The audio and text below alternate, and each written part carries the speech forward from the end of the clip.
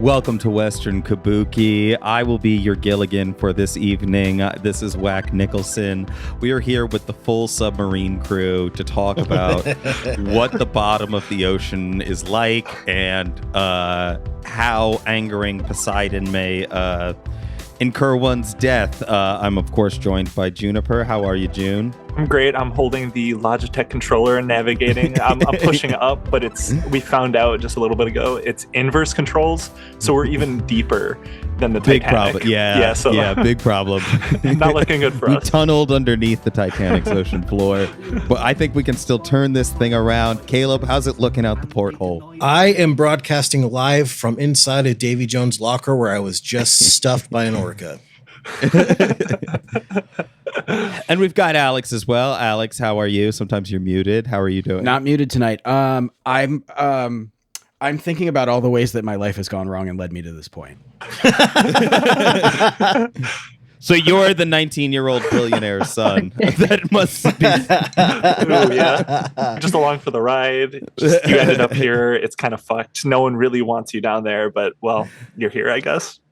And we brought our very own French grave robber. You know her from Twitter, at Halomancer, Jenny Tightpants. Jenny, how are you? Good. It's actually Halomancer 1 because Halomancer was taken.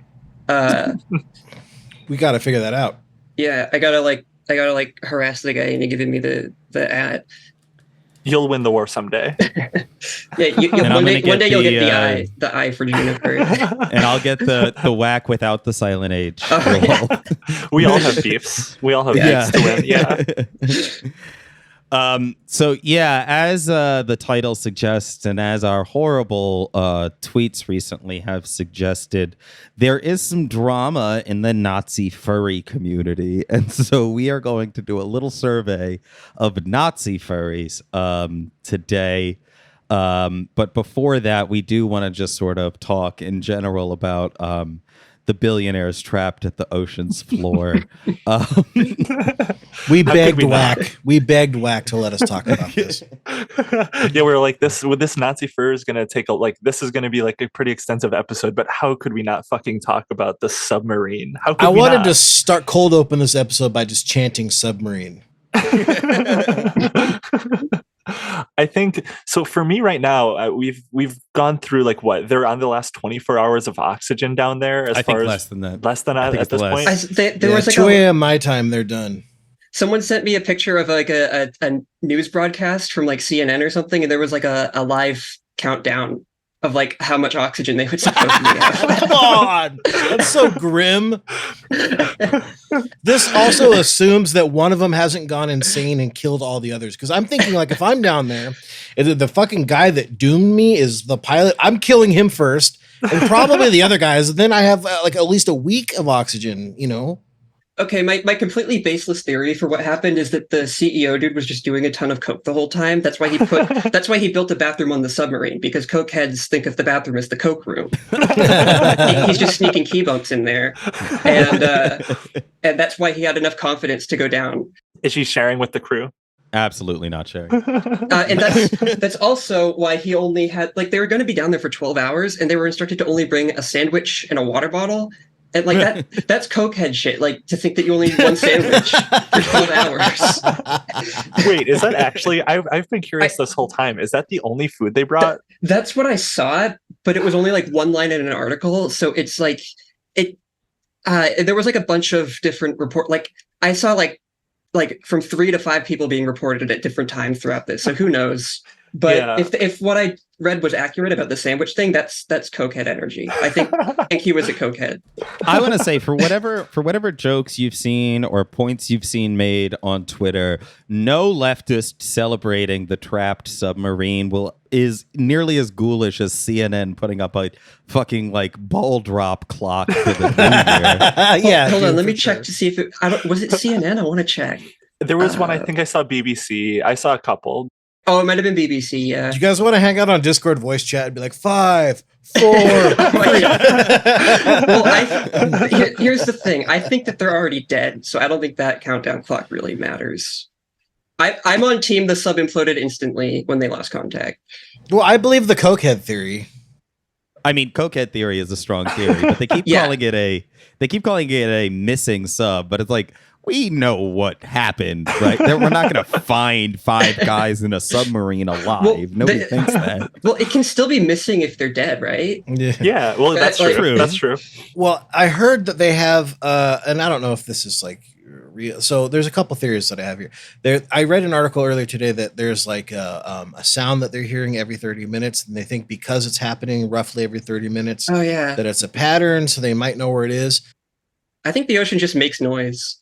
Yeah, also that. But because the 30 minutes, they're like, well, that's probably them. So one of two things happen.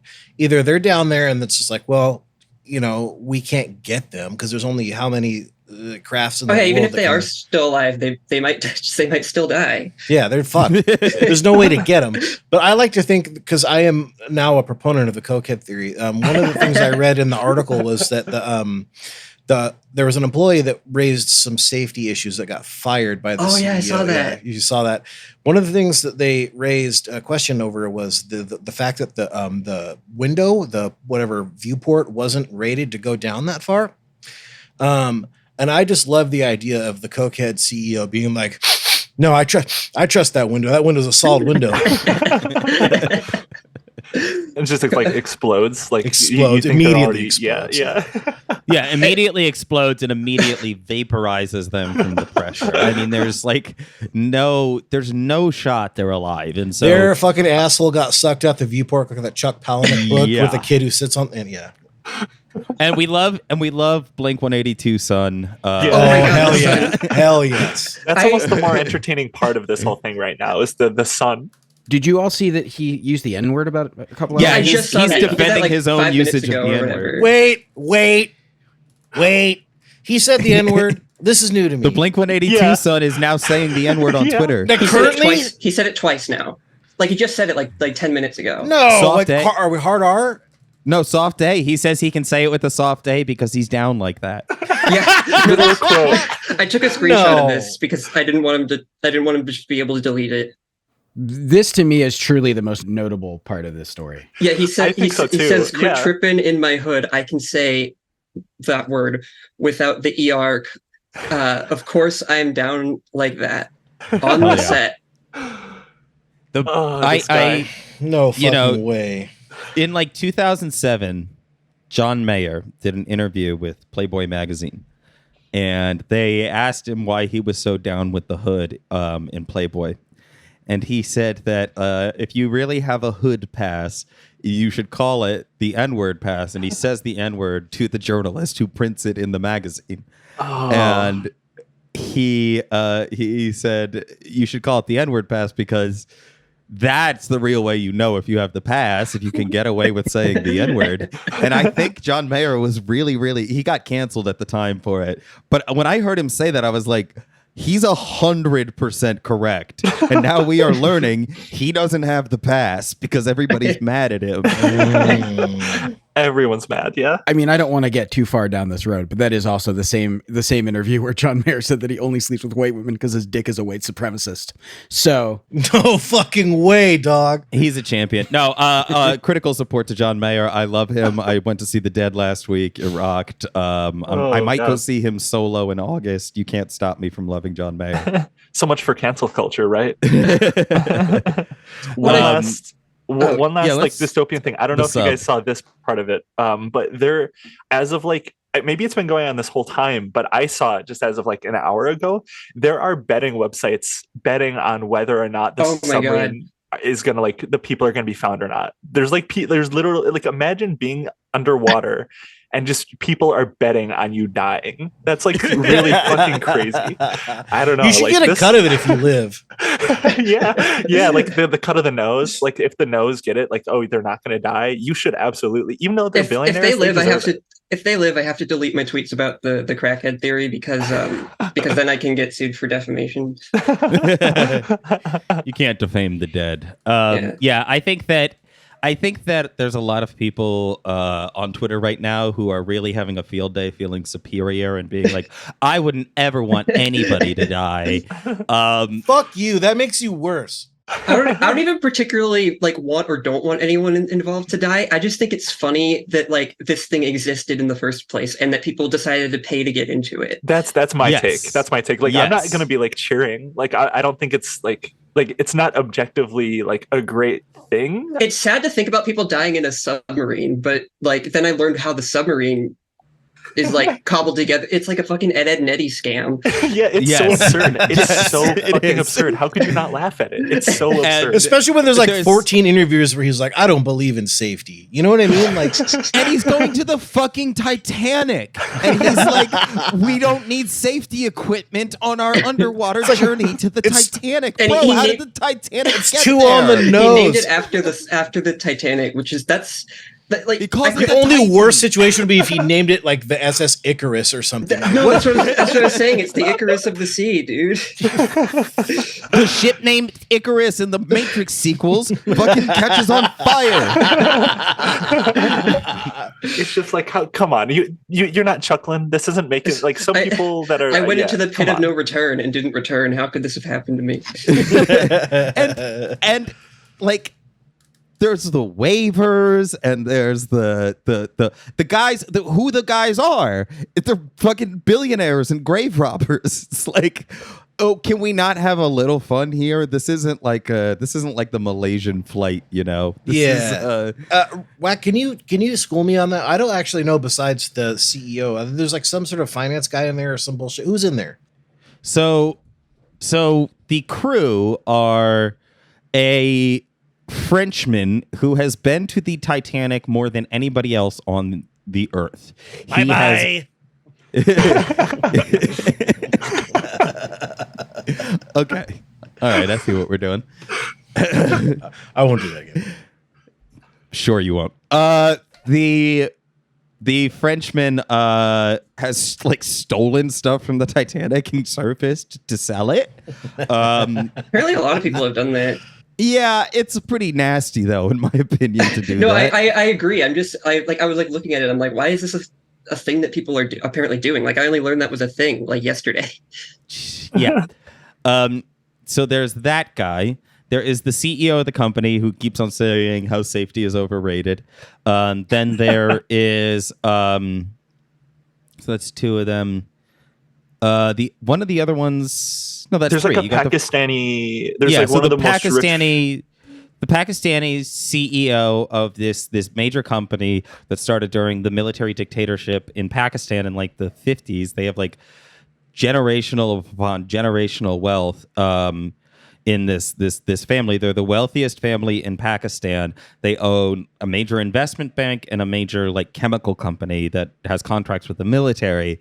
And he is the CEO, and he brought his 19-year-old son. So the son is like the focus for a lot of people because he's 19, and they're like, well, he didn't deserve it. But it's also like, you know, he's also a billionaire, you know. It's like, not to say that he deserved to die as much as probably his like, you know, investment banker chemical company father, but you know, it's like here's the thing. Here's the thing. Level of responsibility you take on when you sign a waiver that says, "Don't sue me if I die." And also the thing is, like, he's probably going to inherit the company of the guy who's dying. So like, if you're fine with the dad dying, what's the problem with the kid dying? Like, so you're saying you wouldn't kill baby Hitler is what you're saying. Well, that's the thing, is a lot of people are like, this is genocidal language that like the Nazi used about like.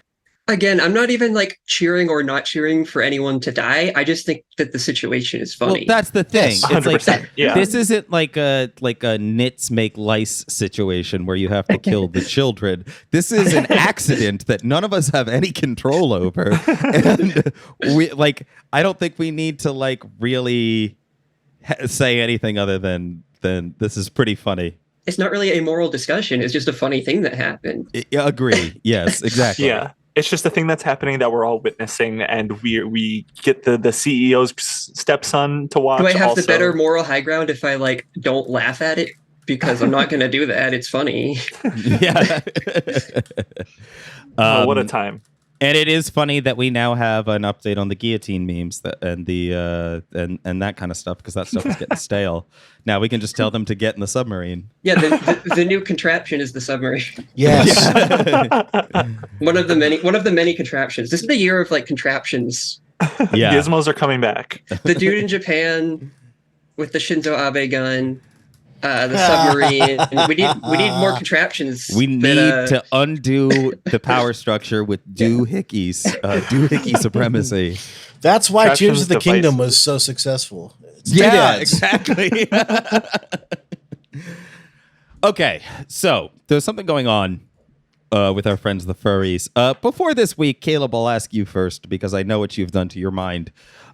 Before this week, what was your general vibe from the furry community as a whole? Oh boy, you're gonna get me in trouble. I don't like whatever. Like I do feel some shame because when I was a kid, I used to, I grew up on the Something Awful forums and stuff, and making fun of furries was just like the funny thing to do online.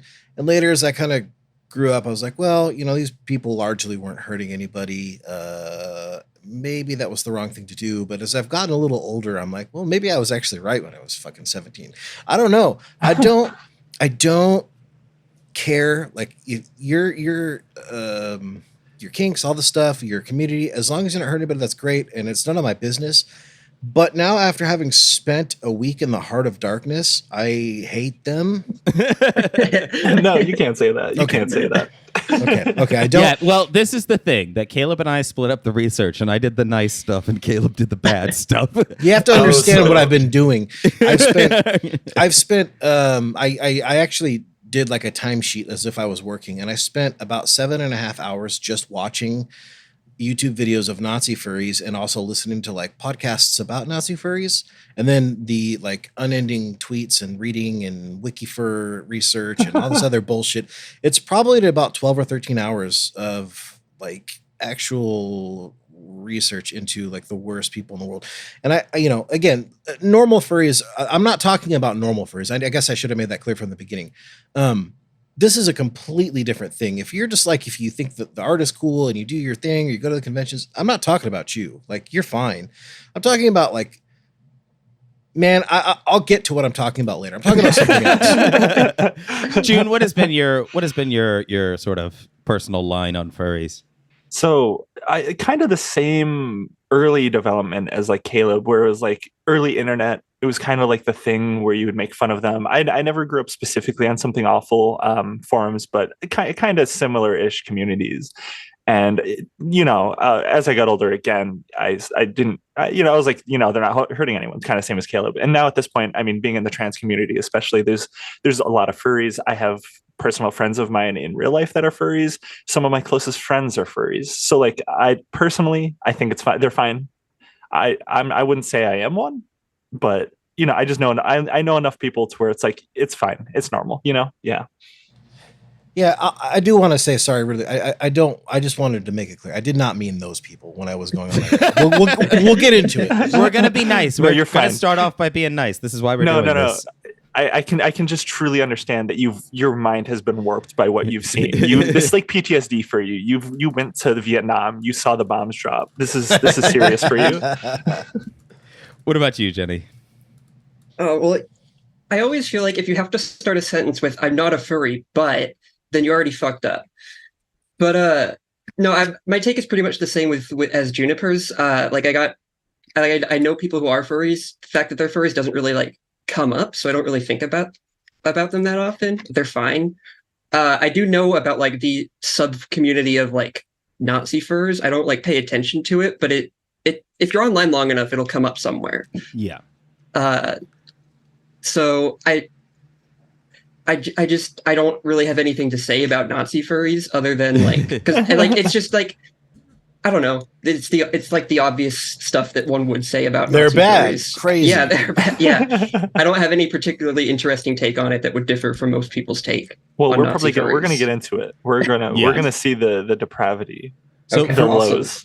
For me, my background with furries is, I didn't know about them until I started using the internet, and I was on like the cracked forums and different like things like that, and people would share like furry porn to make fun of furries, and so that was my introduction to furries. Then I saw like somebody did a video where they just like went to a fur convention even though they weren't a furry, and it was at like a high school gymnasium, and he was like, these are the nicest people I've ever met in my entire life. And since then I've just kind of been very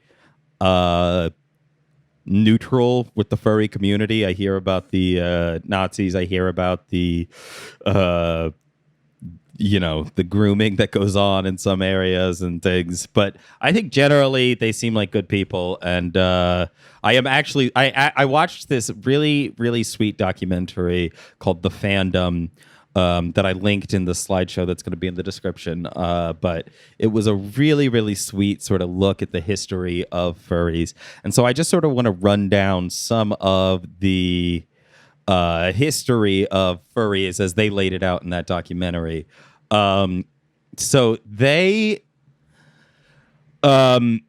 start off by discussing anthropomorphic animal imagery because for a lot of people that is like their first introduction into like, am I personally a furry? And so some examples they use are like talking animals in stories, Mother Goose tales, ancient gods with like the head of an animal or whatever.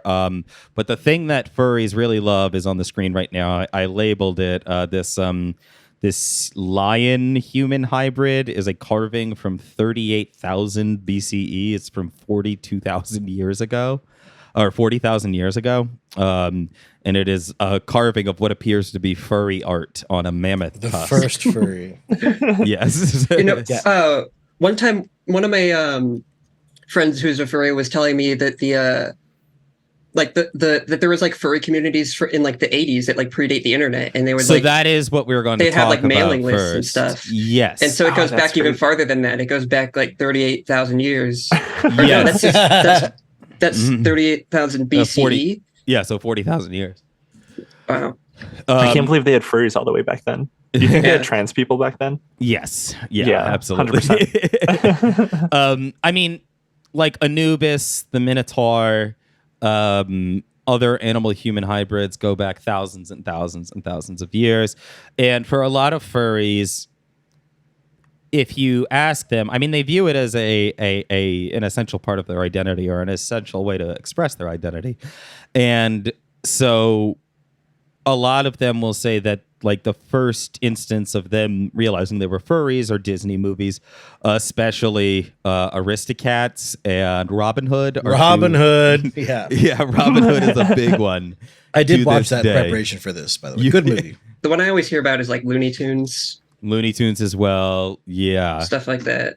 A lot of early animation was like that anthro sort of like that was I feel like a lot of early animation is like anthro characters, and like even nowadays, I mean, a lot of animation is just a lot of anthro characters, it seems. Yes, and a lot of the people who make those anthro characters are secretly furries, which is what I learned. Some of them not secretly, but some of them definitely are secretly, because people in this documentary, I saw people talk about how like they got fired from jobs at like Nickelodeon when they were seen at a furry convention. And it's a very it's a very strange thing because furry porn is the way that so many people interact with the furry community. The only way that like it comes up to like people who don't think about it is when there's like drama like this. Yeah, when there's Nazis or some weird porn thing. And sure is a lot of weird porn in this community. I will be honest, my very first introduction to furries, I think when I was younger, I'm not going to give the whole story because it's I feel like I just don't want to speak it. But if anyone knows the Hotel Pizza furry convention story, that was my first.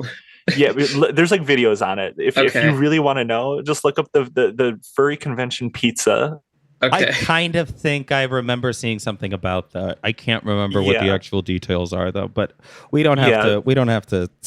Bring up old horrible things. But we got a new horrible thing to talk about. You guys really don't want to get because I know all about this. You guys really don't want to go into the pizza. Well, let's do the nice stuff first. Let's do the nice stuff first, and then we'll get to the pizza because I think it's important. This documentary, and a lot of the other stuff that I was researching, they want to sort of acknowledge that, spending $4,000 on a fursuit because you secretly feel like you're a fennec fox is a weird thing to do. And a lot of them intrinsically understand that, and they're just choosing to do it anyway. And so I think that's the really nice thing about the fandom, which is what they used to call it to each other, the way that swingers call it the lifestyle. They just call it the fandom. Partially because, and I thought this was also really interesting, what they do is generally public domain. There's no specific copyright on making animals do human things. And so you get a lot of really early furry stuff in the 70s. This whole thing started in late 70s, 1978. And what they pointed out is that you could go to an anime convention, or you could go to a comic book convention or a Star Trek convention, and there would be furries at all of these places selling anthropomorphic art of different kinds, but it's not of specific characters. And so nobody owns the idea of being a furry. And so a lot of the community does tend to be queer, also largely a left-wing art movement in sort of the purest sense of its conception, and a free leftist queer art movement. I saw in that in something I read, they said that the general population of the United States 0.6% of people are transgender, but in the furry population, it is about 12.5%. Oh wow! Yeah, way higher than I thought. But I've always known that that's why Nazi furs are so notable. Is it's such a left-wing movement, and it's pretty much every furry I know is one of the most left-wing people I know. So that's why I feel like Nazi furs in particular are very notable, is because what the fuck are they doing? Yes. And I just want to point out some of these images I have here on the screen. So 3 of them, this one on the bottom left, the Albedo comic, and the Omaha comic. These all come from the same person. Steve Galacci, I think is his last name. He sort of was the first one. So you see in this one on the right-hand side, it says the first real issue on the cover. He sort of brought a sexualized nature into furry art. And there was always furry porn, but basically you would have to go to conventions and ask for the furs to draw it for you specifically, and they wouldn't display it. And one of the guys in the documentary, who's sort of a founder of the community, he ran the first conference, which was the first... That's a good name. Yeah, conference. Yeah, they don't use it anymore, which is a shame. Well, they should. Yeah, I mean, maybe there's history to why they don't, but I think just based on the name, they should use it. Yeah, but a lot of those guys in the 70s had read these comic books here, Funny Animals and Looney Tunes and Buster Bunny and some other ones. Funny Animals was the one that was really popular with some of those guys who were early on in the community. And this comic book, Omaha, is an erotic comic book about a stripper who is it's basically like a Sex and the City thing. But this got a lot of attention in the 70s from Marvel Comics artists and other people because it is so strongly feminist and so explicitly sexual. This image that I put on here is actually the first page of the first issue. So she's fully nude in the first page. It starts strong. Yeah, and she is having full penetrative sex in the third page. So it's very pornographic, but it's also it's about a woman who doesn't want to have a husband, and I think she gets an abortion in one issue. It's very specifically feminist. It was made by, I believe, 2 women. I think they were lesbians. I can't fully remember that one. You just gave me a flashback to the Zootopia abortion comic thing, which I watched a video about it like a few weeks ago. Apparently it was like a whole thing. Yeah, Zootopia. I remember when Zootopia came out. That was like a whole furry awakening at that time. Yes. Oh shoot, I was supposed to delete this. These are some other early comics. Voodoo was a big one. Havoc was another really big one. Havoc was made by I think that was made by a gay black guy. There's a lot. There were so many of them that like so many artists and stuff. I just tried to highlight the ones that were more popular from the 70s and 80s. We get a little peek at the background here for the first time. But these guys here, these are the Prancing Skill Tear. These 2 old-looking gentlemen here are 2 of the original furries. They did the first conference, and they are a gay couple, and they have been together since 1978. And in Garden Grove, California, they have like a collection of some of the earliest furry art, including the Skill Tear, which is this little weasel with antenna that the one guy used to draw, and the other one became a big fan, and then they started dating, and they have been together since then. That's so sweet. That's so wholesome. I hope this whole episode stays this wholesome. Yeah, this is so nice. I like how you can say that when I can like. I don't know if this is intentional, but there's like a background, and I can see that's what I said. Yeah, the Nazi stuff is speaking through. I know, I'm looking straight at that right now. That's what I'm going to be accused of saying that these 2 things are related. I don't think they are related. I'm just saying this is like the early days of the fandom, and it spun out into something insanely popular. But it started as 2 gay guys driving around California, trying to sell art. That is how the community sort of came together. A bunch of these furries, people just jerking off to pictures of animals with tits. We're like, wow, you guys all do this as well. And also you want to see stories with the animals where they don't always show their tits? That's so cool. We could make this a thing. And they did. That's beautiful. And now their house is a little museum that you can like schedule to go like visit these guys and talk about furry fandom with them. And I think that's really cool. Where in California is this? I'm in California. Grove. I could totally go. In Garden Grove. I don't know where that is. Outside of LA. Oh, okay. That's not too far. Yeah.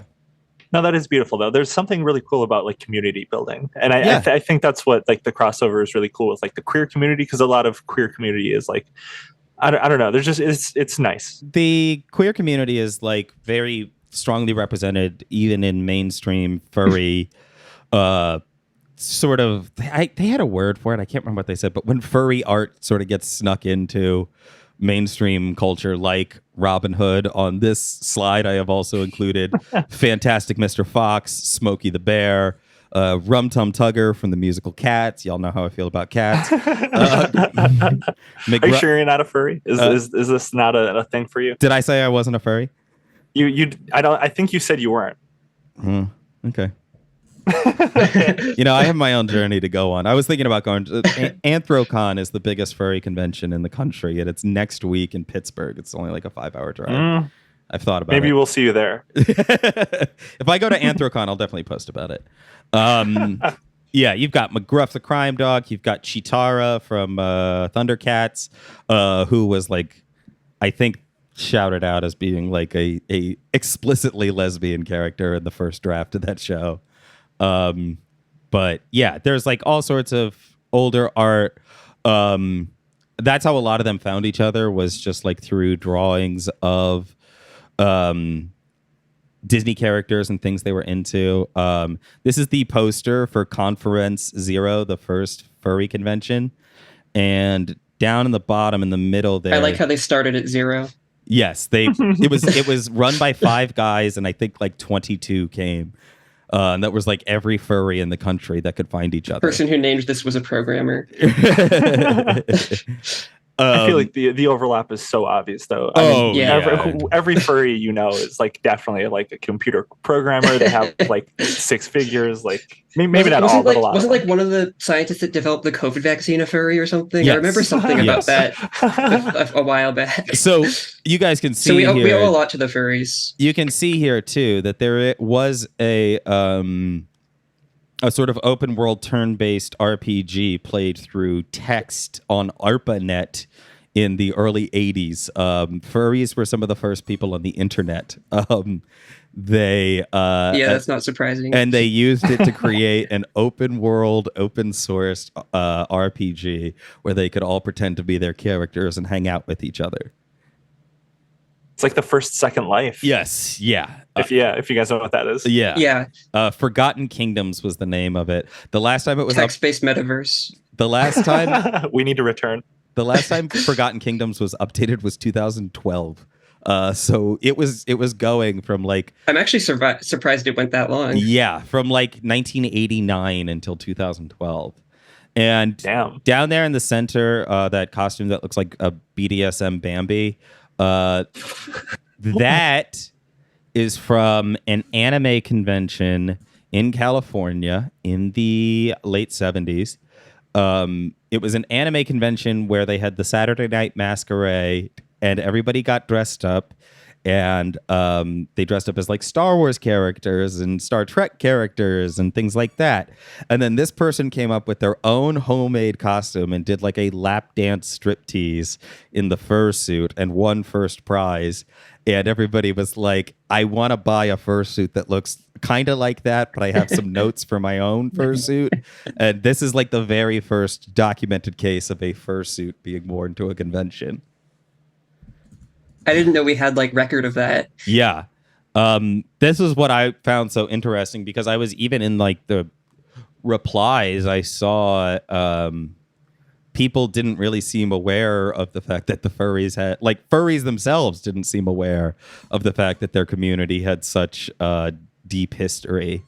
But now we got some more modern characters here that the furries identify with. That new movie, Bad Guys, that one was a big deal for them. Of course, the Goofy movie and Zootopia are a big deal. The Sonic characters, especially Rogue the Bat. You can't look at Rogue the Bat and tell me that they didn't know what they were doing there. I mean, I feel like everyone's kind of familiar with like DeviantArt Sonic days. Like everyone knows about that, I feel like. Yeah, but I mean Lola Bunny too. There's that old meme of like Google your name plus the hedgehog to see like what your to find like your Sonic Sona. I forgot about that. I need to do that. It's been so long since I've done that. There's a lot of I haven't done that since I transitioned, so I gotta like find like the new ones. Yeah, no, I haven't done that either. Oh, Wax doing it. Oh hell yeah! Oh, you're a wizard, June. Oh, mine goes kind of hard. That's awesome. Okay, I'm cool with that. That's awesome. I'm gonna do Caleb too. Just to punish him. Oh, you don't. No, we need to. Hell yeah, Caleb. Oh, you're like Super edgy. Saiyan or something. Yeah. Oh, wait, no, I like because you one. have like brown hair and yellow hair. So... I like the one that looks like Tails and is also gay fetish art. I'll take that. Yeah, Caleb that was is either edgy guy or buff guy. Here, I'll do mine with my real name just so we can. Oh yeah, I got a little poncho and some flaming hands. Is it doxing if I describe this? Because then people could like find it. Here, describe this one. I don't want to. I will. God damn it! Why are the feet so big? Yeah, whoever made this clearly has a foot fetish. Foot thing. Was Quentin Tarantino draw this bullshit? It's a green Sonic the Hedgehog with green eyes and comically large human-like feet. That's how I would describe it. And there's multiple too. It's not just one. Oh yeah, they did a few. This person, they really like the green hedgehog. They're getting better as time goes on. Oh, there's a Sonichu one too down there. Oh Lord. Oh yeah, let's go. Oh yes. All right. But eyes on the prize. Okay. Yeah, and I also I'm leaving Shigo and Danny Phantom in with the furries. When we share. Who are they? Why are they furries? I don't get that one. You ask. Also don't ask a furry how they feel about Shigo and or Danny Phantom. Like I mean I know they're popular characters online. I didn't know that they had any particular prominence in the furry community. There's a lot of crossover. There are Danny Phantom inspired fursuits. There are Shigo inspired fursuits. And I don't respect that. They're not animals. Your Danny Phantom persona is not valid. Do you see what I'm doing? Do you see how easy this was and how many? The Danny Phantom red panda, the Danny but he's Phantom a cat. unicorn. In the show, he's just a boy. So this is just outside of the show. It's not because of the show. It's just people. These are just in fans. the community These really are like just fans these characters. Yeah. Okay. Okay. Shigo and Danny Phantom are very big in the furry community, and especially Shigo in the furry lesbian community. But the furries are also very aware that they have a couple of problems in the community. One of those problems is grooming and pedophilia. Another one of those problems is Nazis. And another one of those problems is violent pornography. And I will say about the porn first. One of those two nice gentlemen who founded the furry community, what he said was there is sex in the furry community because there are human beings in the furry community. And there isn't really an art form that hasn't been used to sexual ends at any point in human history, which I think is a very fair point. Very valid. Very valid. He says, but they do not fuck with the Nazis at all. And so Nazi furs fuck off is a very commonly shared thing. You aren't even allowed to wear armbands over your fursuit at most conventions. And because of that, Nazis in the furry community have been sort of forced to make their own carve out for the to share their art. Right. So here's a couple of far right. How does that even work? Do you how do you be racist to like a purple fox or whatever? Wait, what's the Aryan race of the like what? The Nazi what is the world? What is the furry master race? Like what animal? I think if there is an answer to it, I don't have that answer, but Caleb will. I like this little animation one here. There's a lot of wolves. Is it like a wolf master race? Is that what the Nazis are? I guess so, but this guy's not really a wolf. Yeah, that's not a wolf. So we got the Confederate one too. Oh my god! And that one's a goat. Okay. Yeah, I don't know why I'm expecting consistency, but I really shouldn't. So we recently became aware of some drama in the Nazi fur community. So this will be the last slide that I share with y'all before Caleb takes over here. But this is a Tumblr post from Evil Mario 666, and it reads: prominent anti-porn, homophobic, conservative Christian furry and former Flipnote animator Peace Wolf, manager of the Heaven Convention for Nazi fur group the Furry Raiders, known as Free Fur All, has left her. Anti-porn, homophobic Christian furry husband and children to be in a polycule with infamous fascist furry porn artists Jason Aphex and Kabir. Now, both conservative Christian furries and leftist furries on Twitter are united in their hatred for the fallen Flipnote animator. In case you didn't know. Pretty cool sentence, guys. When you say Flipnote animator, is that like an app, or do they mean like literal Flipnote animations? I don't know what Flipnote is. Because it was capitalized, so I assume it's some app. Yeah, I think it's the DS app that came out like in like when the DS launched. Yeah. Okay. I didn't know there were prominent animations for that. Yeah, no, animation on the DS with Flipnotes was huge back in the day. That's actually where a lot of maybe I'm overgeneralizing, but a lot of people started animating as kids. I had a DS as a kid, but I don't know that somehow I missed Juniper, all that. did you animate as a child on a DS? No, you overestimate my skill. I'm not good enough to do that stuff. No, I just admired a lot of Flipnote animation as a kid. So Caleb, what is going on here? So before we get into what is going on here, I wanted to just quickly note that, yes, I did spend a decent amount of time going into this. Yes, Whack did spend a decent amount of time going into this.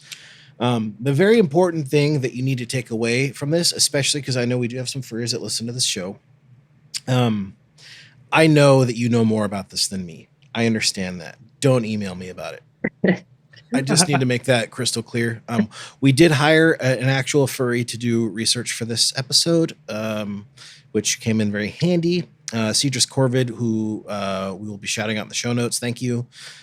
Shouts out to you for sure. But just know that we're going to miss some things. We're not going to get into the super deep lore. You know, all the ancillary characters of the Nazi fur cons and all these things. We're not going to get into all that. So this is really just kind of maybe a survey of the drama surrounding a woman named Peace Wolf and her very messy and public divorce. Yes. So, and I will, just to add to that, because I did get a lot of messages about the VTuber episode. I just want to say the same thing I said before. There really aren't that many furries in the world. There's a lot of people who maybe don't know all this stuff about furries.